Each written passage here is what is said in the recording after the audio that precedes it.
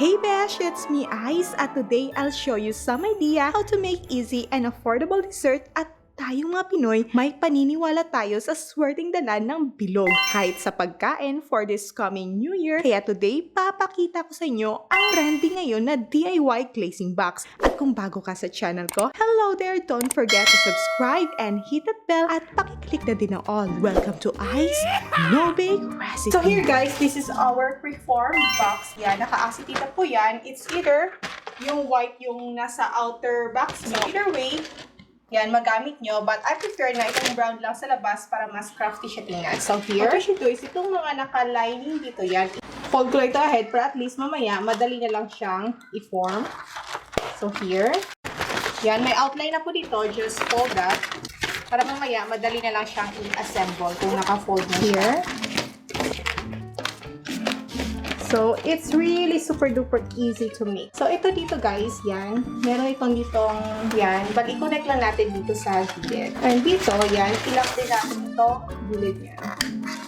So, it's easy to make this box. Yan guys. Madali na pag-assemble kasi meron na siyang lining dito, yan.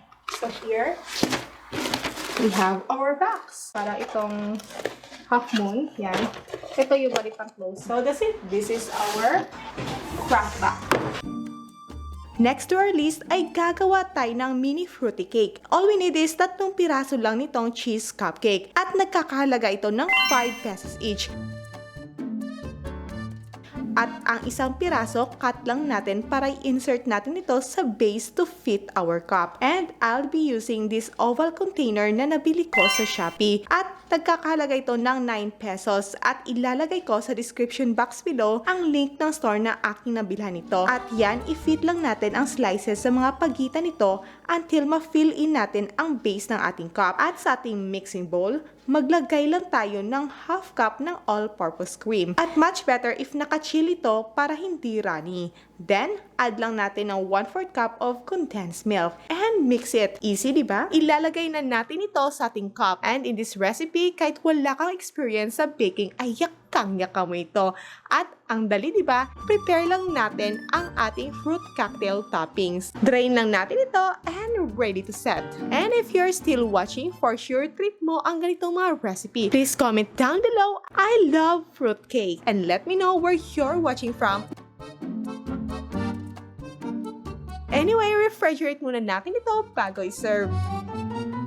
And next to our list ay ang ham. Ito yung pinakamura na nakita ko sa grocery store. And of course, kahit anong brand pwede nyong gamitin dito kung anong bet mo. And here, lulutuin na natin ito at I prefer na sa tubig muna, then just add a little oil later.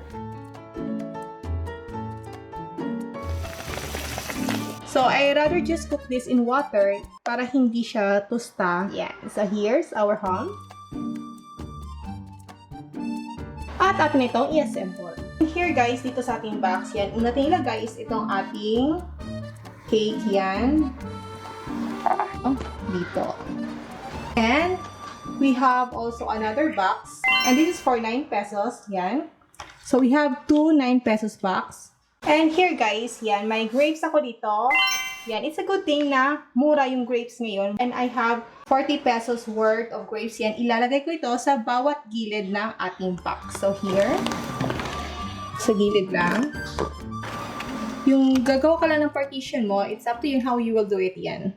And here mga sis, for our additional costing, meron ako ditong 2 bingo biscuits. Yung chocolate biscuits na merong palaman yan. It's up to you kung ano yung ilalagay nyo na brand yan. Ito yung available sa akin.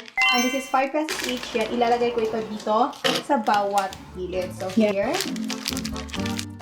set of biscuits yan. Dito sa side yan. And another batch of chocolate.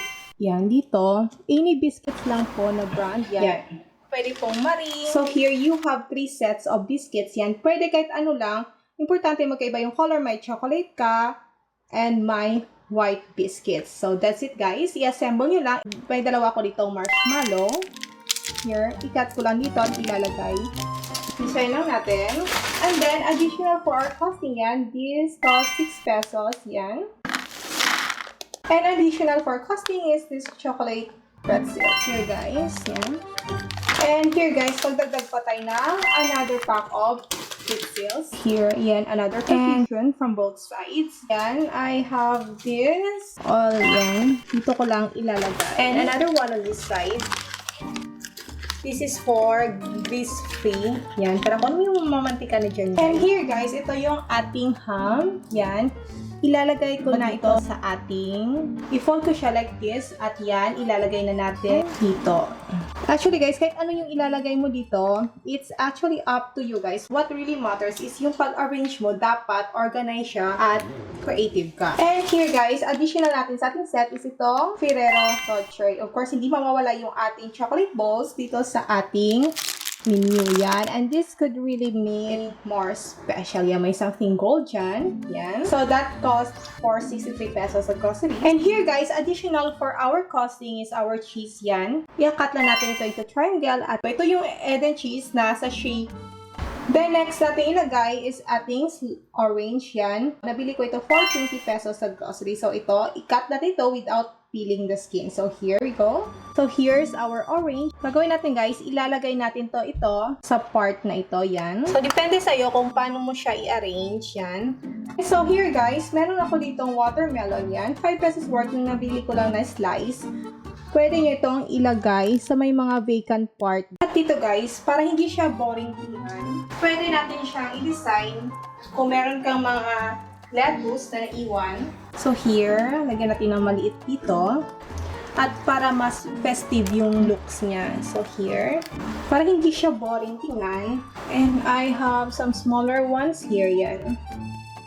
Ilalagay ko lang dito banda sa ham to make it look more festive at mas kaaya-ayang tingnan if you add more colors at itong lettuce talaga ang favorite ko. Nagpapasarap lalo tingnan and what's really important ay dapat resourceful ka lang. Just put whatever is available sa iyong kitchen. If wala kang lettuce, pwede kung ano lang herbs na available sa iyo. Pwedeng dried parsley or tarragon leaves for the biscuits. Depende din kung anong gusto mo and just make sure na different flavors to make it look assorted.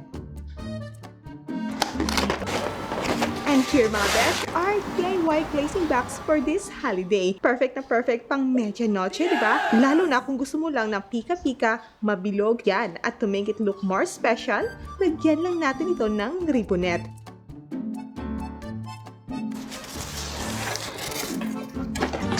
Perfect na pang regalo, di ba? And of course, the best pang negosyo din. Kaya mga momshies and sisterette, try nyo na ating simple and easy DIY glazing box this coming New Year. Again, my name is Ice. Thank you so much and happy holidays!